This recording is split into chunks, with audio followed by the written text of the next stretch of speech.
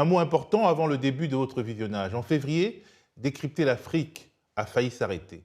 Si l'émission continue aujourd'hui, c'est grâce aux 208 premiers souscripteurs mensualisés que nous comptons à ce jour. Mais pour survivre, même sans nous rémunérer convenablement, entendons-nous, nous devons atteindre 400 souscripteurs d'ici fin mars. Nous devons donc collecter 192 souscriptions mensualisées. Sans cela, nous serons contraints d'arrêter la quotidienne. Si vous pensez que Décrypter l'Afrique est utile et nécessaire, c'est maintenant que tout se joue. Si vous pensez que l'Afrique mérite une info libre, soutenez-nous. Le lien DonorBox est en description de la vidéo YouTube.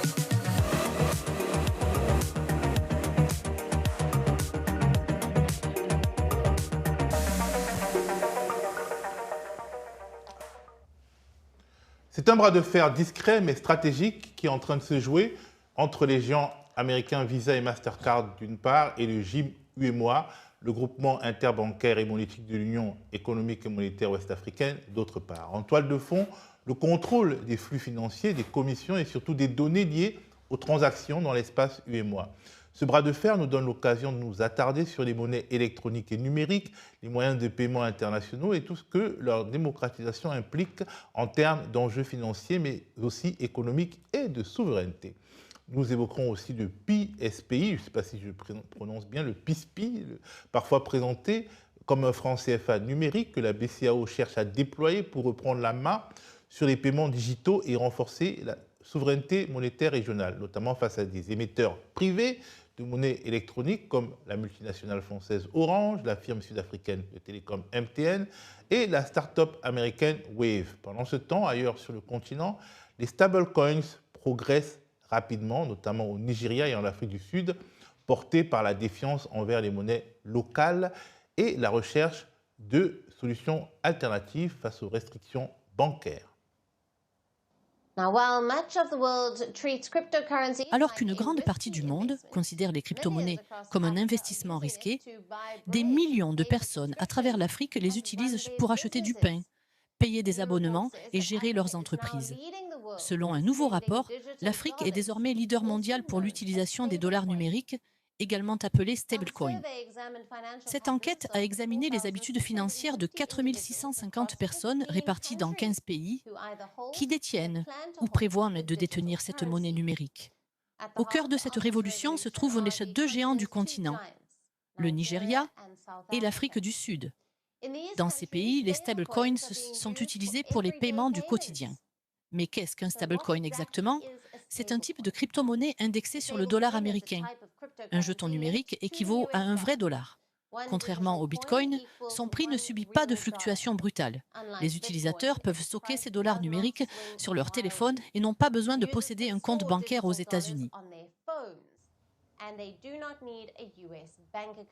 Souveraineté financière, dépendance technologique, compétition géopolitique, la guerre des paiements, des monnaies numériques, des monnaies électroniques a-t-elle déjà commencé en Afrique? Pour en parler, je suis avec Abdou Cissé, actuaire, financier et agitateur d'idées, fondateur de la société de conseil Cisco Consulting, et avec, à distance, Esaïe Dié, ivoirien, spécialiste de monétique et ancien banquier, cofondateur de l'entreprise de conseil Afri Novatech.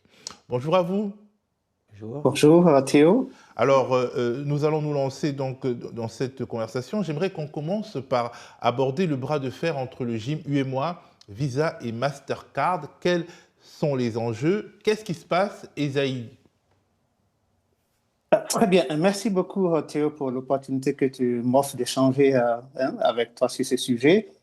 Il faut déjà noter que le paiement dans le système bancaire occupe une place très importante. Près de 70 à 80% des volumes de paiement aujourd'hui dans un système bancaire relèvent donc du paiement. Et en termes de valeur, c'est près de 80, autour de 60 à 80% donc, des valeurs des transactions bancaires. Donc, c'est pour dire que c'est un enjeu très important. Quand on revient au GIM UEMOA, qui a été créé en 1999 pour être la locomotive dans, je dirais, dans la bancarisation de la région, nous sommes aujourd'hui en 2026, environ près de, je dirais, 25 ans. Où est-ce qu'on en est aujourd'hui? Donc, c'est ça vraiment la question. Et à l'époque, avant la création du GIM-UEMOA, on avait donc les schemes internationaux, Mastercard, Visa, qui sont des acteurs très importants en termes de paiement. Parce que ce que ces réseaux offrent, c'est la possibilité donc de pouvoir faire des transactions quand tu es à l'étranger, sans besoin donc d'avoir à voyager avec donc des espèces. Et donc, quand le GIM est venu, le GIM a trouvé sur la place, je dirais, ses opérateurs qui travaillaient essentiellement avec les grandes banques, je dirais, françaises, la Société Générale, BNP, comment dire, Crédit Lyonnais, etc. Et donc, lorsque le GIM a décidé donc de mutualiser ce projet avec toutes les banques de la place, il fallait donc engager des discussions éventuellement avec ces opérateurs pour voir comment collaborer et comment arriver donc à créer, je dirais, une carte bancaire qui puisse répondre aux besoins donc de la région.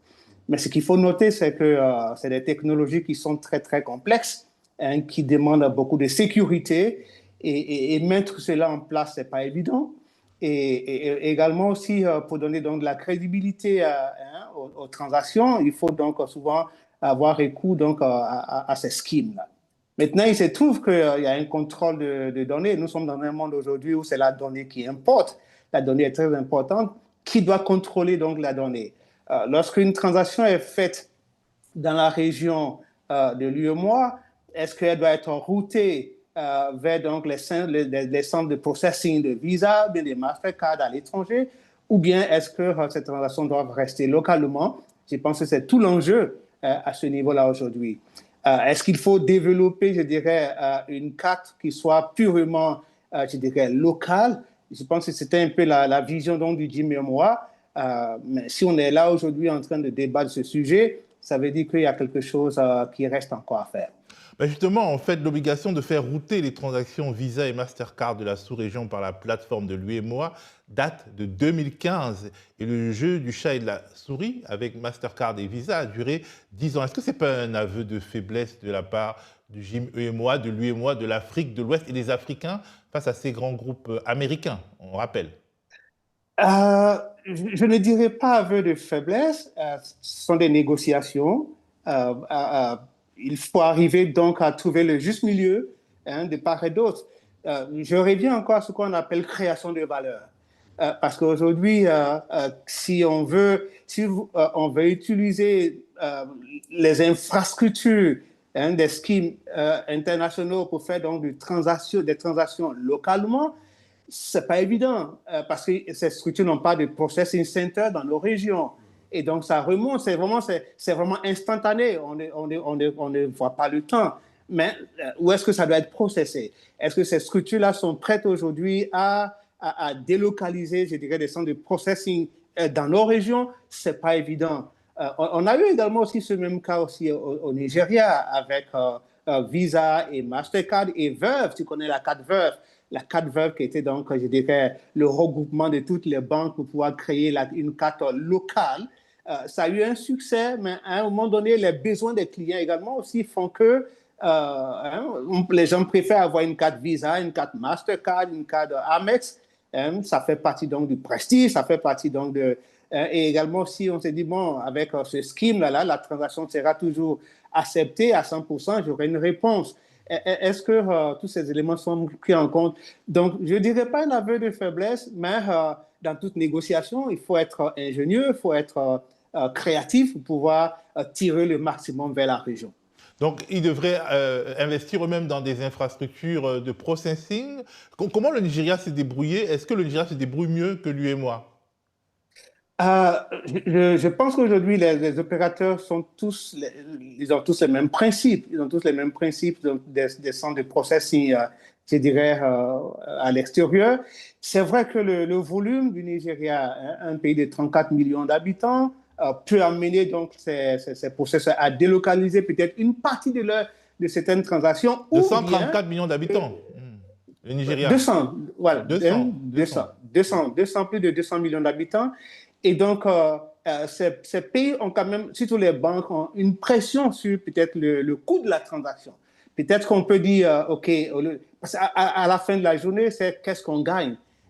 Donc, ces banques à un moment donné, on réussit peut-être à négocier des coûts de transactions qui sont acceptables pour le marché nigérien. Sur certaines transactions, je donne un exemple, par exemple, au Nigeria, par exemple, les transactions sur les cartes bancaires sont gratuites jusqu'à la 3e transaction.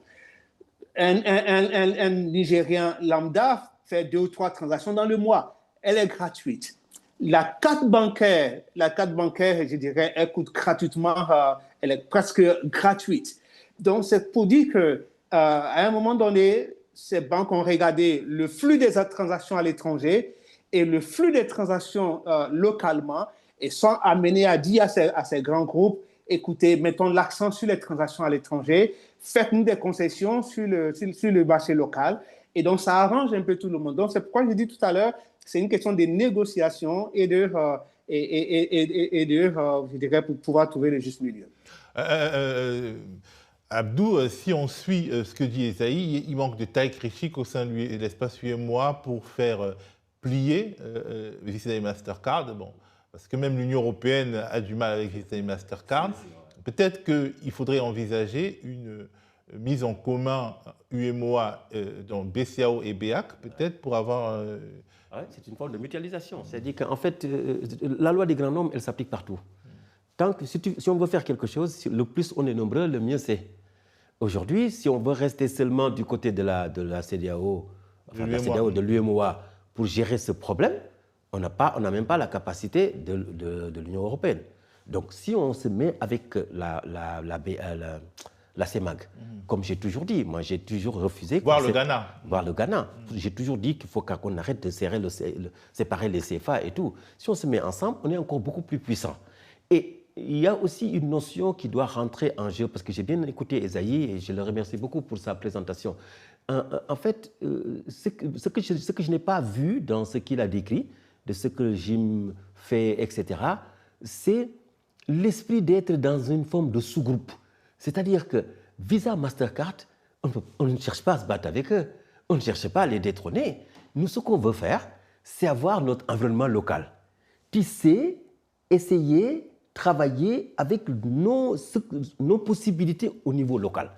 Après maintenant, un partenariat peut être noué avec eux de telle sorte que, en fait, on peut être dépendant d'eux par rapport à la sécurité. Parce qu'il l'a dit, il a dit que tout ce que tu veux faire, si tu n'as pas de sécurité, tu vas avoir des problèmes. Parce qu'en France, il y a CB, voilà, il y a la carte bleue. Il y a la carte bleue. On peut avoir une carte bleue qui n'est absolument pas connectée à Visa ou à Mastercard. Voilà, et puis, en plus de ta CB, tu as le logo Visa ou le logo Mastercard. C'est ce sous-ensemble-là qu'on doit créer et garder l'esprit comme quoi l'idée, c'est de bancariser ceux qui sont en bas et donc de faire en sorte que la population qui est beaucoup plus démunie puisse être en transaction tant sur le plan bancaire que sur le plan assurantiel. Alors, Visa et Mastercard ne sont pas émetteurs de monnaie électronique, mais des plateformes transactionnelles américaines en position quasiment monopolistique dans le monde, ce qui pousse même les Européens, je l'ai dit, à essayer de se créer une marge d'autonomie à l'ère de Donald Trump et de la guerre économique tous azimuts qu'il mène. Il n'est pas dans l'ordre de l'impossible qu'un jour l'Amérique décide de punir certains pays en coupant Visa ou Mastercard. Alors les Européens essayent via l'European Payment Initiative ou même la CB, la carte bleue française, car la carte à puce est une fabrication française, mais bon, mal exploitée par les Français. Les émetteurs de monnaie électronique dans de nombreux pays africains, Esaïe, c'est Orange, MTN ou Wave. Wave, justement, c'est une entreprise américaine comme Visa ou Mastercard.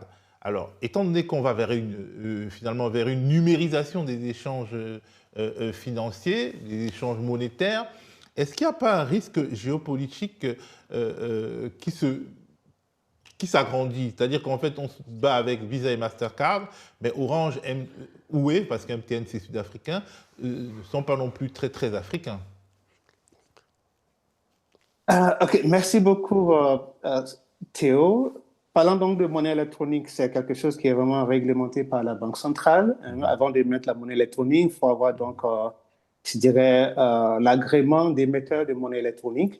Et aujourd'hui, dans la région, disons, on a donc les opérateurs de téléphonie mobile, étant donné que le modèle qui a été retenu, c'est Telco-LED, à la différence de d'autres pays tels que l'Afrique du Sud, le Nigeria ou le Ghana, qui est bank-led. Ça veut dire quoi?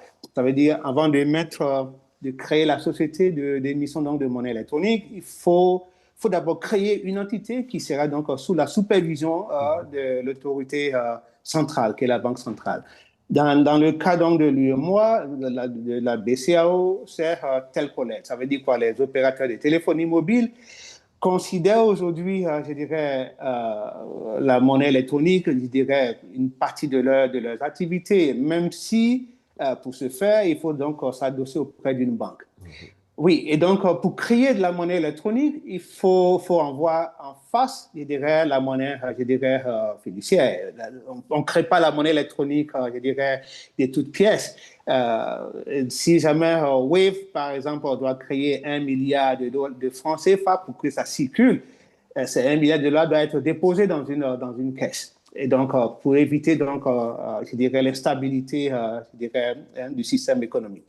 Donc, ce n'est pas de la création, je dirais, de façon virtuelle, c'est vraiment une création qui est adossée, je dirais, à des espèces, et c'est ça qui circule donc dans l'économie.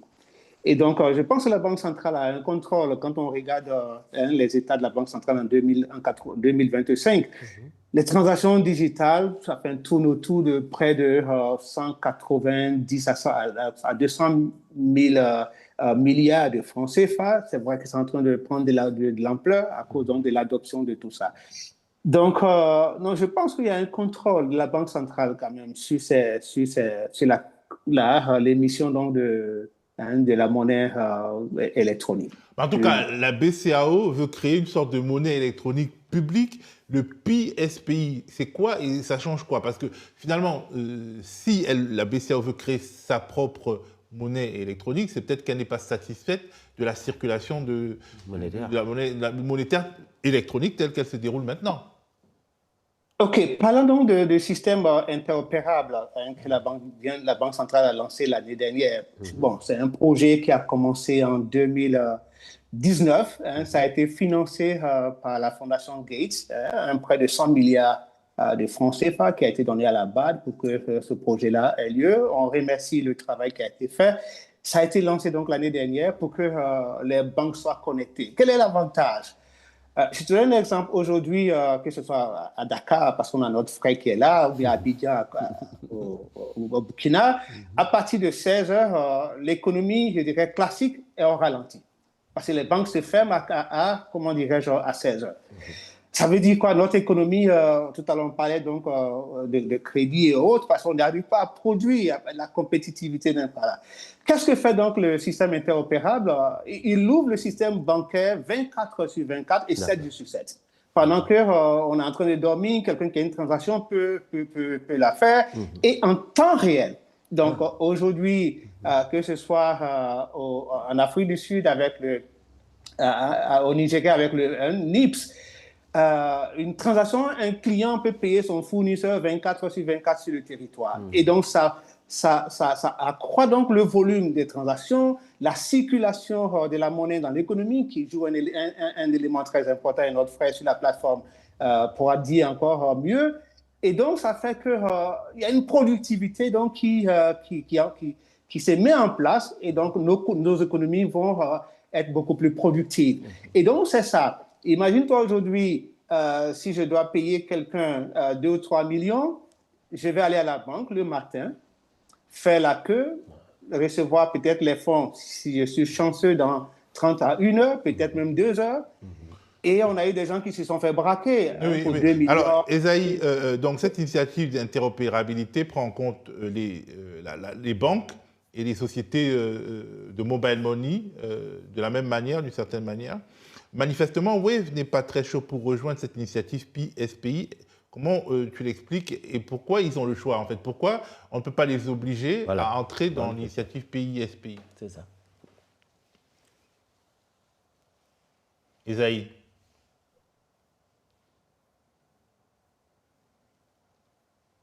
Bon, la connexion ne passe pas très bien avec Esaïe.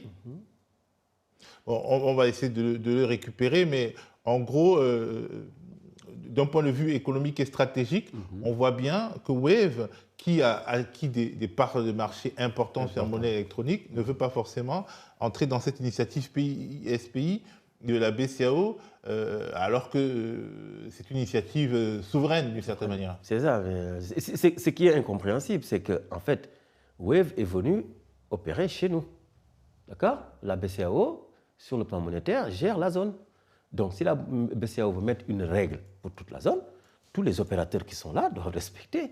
Donc, je pense que la question a été très bien posée. En tout cas, moi, je n'ai pas la réponse, mais je pense que, espérons qu'on puisse récupérer Esaïe, mais savoir pourquoi la Banque centrale ne peut pas imposer à Wave de rentrer forcément dans la plateforme si Wave veut continuer à opérer, je ne peux pas comprendre pourquoi. Et Esaïe, tu es de retour. Est-ce qu'on peut comprendre pourquoi Wave peut se permettre de ne pas entrer dans la plateforme PISPI, sachant sa grande part de marché et sachant que si Wave n'entre pas, c'est comme si la plateforme était incomplète? Très bon, et c'est une belle question. Et il n'y a pas peut-être pas que Wave, peut-être certaines entités bancaires. Parce mais c'est de Wave qu'on parle, c'est le nom de Wave qui est gâté, comme on dit à Abidjan. D'accord. D'accord. Parce que quand on regarde aujourd'hui la plateforme d'interopérabilité, quasiment tout est gratuit. Tout est gratuit. C'est un peu la même chose dans d'autres pays, que ce soit en Afrique du Sud, au Nigeria. C'est quasiment gratuit. Mais aujourd'hui, quand on regarde les revenue streams, les sources de revenus des mobile money, c'est quoi? On paye 1% par transaction. Et donc, aujourd'hui, entrer dans l'interopérabilité fait que le business model n'est plus d'actualité. Il faut maintenant donc repenser ce business model. Et c'est ce qui explique le fait qu'aujourd'hui, tout à l'heure, j'ai dit depuis 2019, on est en 2026, près de 7 ans, et on est à un stade où on est encore en train de faire des tests par batch. On devrait permettre aujourd'hui à toutes les banques de se connecter pour pouvoir atteindre les objectifs donc, de l'interopérabilité, de la bancarisation et de l'inclusion financière. Et donc aujourd'hui, c'est que ça bouleverse leur business model. Parce qu'il faut créer des sources. Et c'est pourquoi peut-être ils ont décidé donc d'appliquer pour une banque une licence de banque. Parce que là, ça va leur permettre donc d'avoir, je dirais, les coûts de franchir ce système de transactions. Alors, je parle d'obligation parce que c'est une question de souveraineté. On voit que la souveraineté monétaire du Nigeria et l'Afrique du Sud est mise à rude épreuve avec les stablecoins, ces cryptoactifs adossés sur le dollar qui se démocratisent beaucoup plus qu'ailleurs dans le monde parce que, forcément, il y a des fluctuations de valeur monétaire par rapport aux grosses monnaies. Et est-ce qu'il n'y a pas un risque, justement, avec ces stablecoins pour la souveraineté de ces pays et de l'Afrique? Est-ce qu'il n'y a pas un risque que leur monnaie disparaisse? Parce que les stablecoins, c'est comme un outil impérialiste des États-Unis, puisqu'elles sont adossées au dollar. C'est-à-dire, tu évoquais la monnaie électronique, genre Orange Money ou Mobile Money ou Wave, pour qu'il y ait un franc CFA, disons 5 francs CFA Wave, il faut que Wave ait l'équivalent en francs CFA fiduciaire. C'est pareil avec les stablecoins, sauf que l'équivalent, il est en dollars. Et donc, c'est une forme de dollarisation rampante qui ne dit pas son nom. Est-ce que c'est pas inquiétant? Est-ce que, justement, la question, au-delà des questions purement financières, est-ce que la question politique de la souveraineté des pays africains ne se pose pas en 2 minutes? Oui, c'est ça le problème. C'est une question de souveraineté, mais en même temps aussi, nous sommes dans un monde global où aujourd'hui les échanges se font un peu partout et la rapidité avec laquelle on veut faire des transactions font que on a besoin donc la nouvelle génération a besoin donc d'autres outils. Et c'est par rapport à cela que certaines banques centrales ont commencé à mettre en place donc le CBDC, un Central Bank Cryptocurrency. L'Afrique du Sud travaille là-dessus. Le Nigeria a émis donc le e-Naira. Et cette fois-ci, c'est donc la monnaie crypto de la Banque centrale qui sera émise. Et donc, il y a 2 modèles. Il y a le modèle retail et il y a le modèle de wholesale. Donc, et encore, ce sera donc les banques qui vont donc émettre je dirais, cette monnaie stable, mais qui sera donc sous le contrôle de la Banque centrale, et avec ça, les transactions peuvent se faire un peu ailleurs. Ça nous ramène encore au problème de scheme. Tout à l'heure, on parlait de Visa, Mastercard et d'autres cartes. avoir donc un stablecoin, je dirais, adossé à d'autres. C'est là maintenant que chaque banque centrale doit être créative et imaginative pour voir où va aujourd'hui, où va le monde et comment est-ce que je peux être dans cet écosystème tout en protégeant, je dirais, nos acquis, notre souveraineté. C'est un chantier, mais la technologie évolue aujourd'hui et c'est ça la difficulté. Alors, la conclusion, parce qu'on a dépassé nos limites, Abdou. Intéressant, vraiment. On a appris beaucoup de choses avec ces monnaies électroniques, numériques, et tout, c'est une nouvelle bataille. Une nouvelle bataille. Est-ce que l'Afrique est prête? Alors, l'Afrique étant prête ou ne pas prête, j'en reviens encore à l'intelligence d'un grand Africain qui disait que si vous prenez l'intelligence artificielle, qu'est-ce que vous voulez en faire en Afrique, sachant que l'Afrique a des enfants qui veulent travailler et qui n'ont pas de travail. Donc, utilisez certes l'intelligence artificielle, mais vous l'utilisez en utilisant aussi l'intelligence des Africains. Donc nous, il faut qu'on utilise notre intelligence. Aujourd'hui, quel est notre problème vrai? Notre problème, c'est qu'on a un peuple avec des étages. Et il y a le bas, ceux qui sont en bas de l'échelle du peuple, c'est les gens qui sont démunis. Donc, Esaïe l'a dit tout à l'heure, le problème d'inclusion. Parce que cette problématique de monnaie électronique, ça va accélérer l'inclusion. Mais on a peut-être deux inclusions à faire. On a une inclusion financière, mais n'oubliez pas l'inclusion assurantielle. Pourquoi ces deux inclusions? Parce que le système économique africain tel qu'il fonctionne n'a pas de couverture. C'est-à-dire que tous les acteurs en Afrique, si ce ne sont pas des acteurs qui sont d'un certain niveau et qui sont capables d'aller acheter de l'assurance privée, les autres acteurs, leur activité n'est pas assurée. Comme leur activité n'est pas assurée et qu'un système financier a besoin d'un système assurantiel, un système économique a besoin d'un système financier qui le coiffe, mais un système financier a besoin d'un système assurantiel pour que ça soit rodé. Donc, si on utilise cette problématique de monnaie électronique et autres, c'est qu'on utilise comme dénominateur commun de chacun son téléphone. Donc, tous les gens qui sont démunis, on va les toucher avec le téléphone. En les touchant avec le téléphone, on peut faire les petites transactions de récupération de primes à hauteur de 500 francs par mois pour les couvrir en santé, etc. Donc, moi, je suis pressé, je ne suis pas imprégné de cette problématique de monnaie électronique. Je n'y travaille pas. Mais je vois comment l'Afrique en a besoin. Aujourd'hui, mon cabinet est appelé à accompagner Madagascar dans un projet de mise en place de la mutuelle nationale du pays.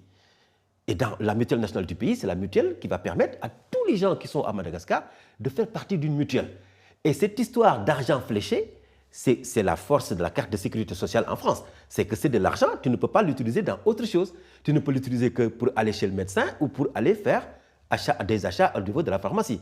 C'est ce fléchage-là que ceux qui sont dans la monnaie électronique en Afrique doivent utiliser pour faire en sorte qu'on règle le problème de la santé, on règle le problème de l'assurance perte d'exploitation des démunis, on règle le problème de bancarisation de certains, et tout ça va s'en aller. Mais on dirait que les gros acteurs non étatiques sont plus rapides que les banques centrales et l'État, et c'est dommage. Merci à Abdou Cissé, actuaire et financier, fondateur de la société de conseil Cisco Consulting. Merci à Esaïe Dieye, directeur général de l'entreprise de conseil Afri Novatech. Et merci à vous d'avoir regardé cette édition de Déchiffrer l'écho. Rendez-vous bientôt pour de futurs décryptages de l'actualité africaine. Merci Théo.